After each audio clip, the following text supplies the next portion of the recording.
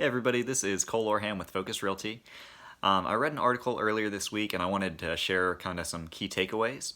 I'm sure a lot of you guys have seen the Facebook meme that's going around right now that's saying $5 is now considered gas money again.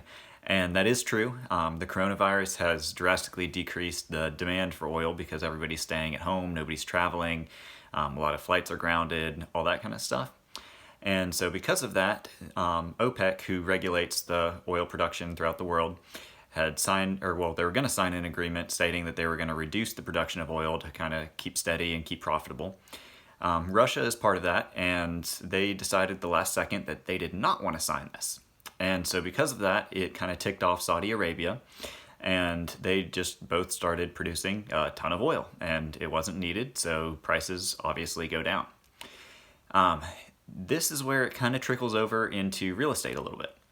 There are a lot of markets, such as like Texas and those type of states, that rely a lot on, their workforce relies a lot on oil production. There are a lot of oil companies in those areas. Because of that, with the oversupply and the limited demand, prices are going to decrease, profitability is going to decrease, and with that, they'll have to start laying off a lot of workers. And where that affects the real estate market is if all those people start defaulting or have to move out and move somewhere else to be able to find employment, then there'll be a flood of houses in the market in those areas.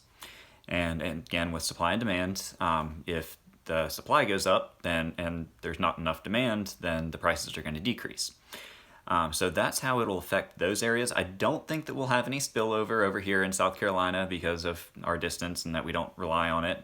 I think that the large metro areas are not going to be as affected. Like, for instance, Houston, they've got a workforce that has a lot of different industries, and so they don't just rely on the production of oil for their workforce.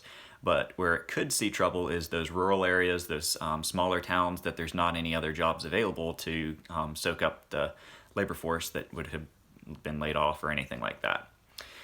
Anyway, I'll post the link to the article down below in the comments so that way you can see all of the bigger details. I really liked it. I thought it was a good macroeconomics lesson for everybody.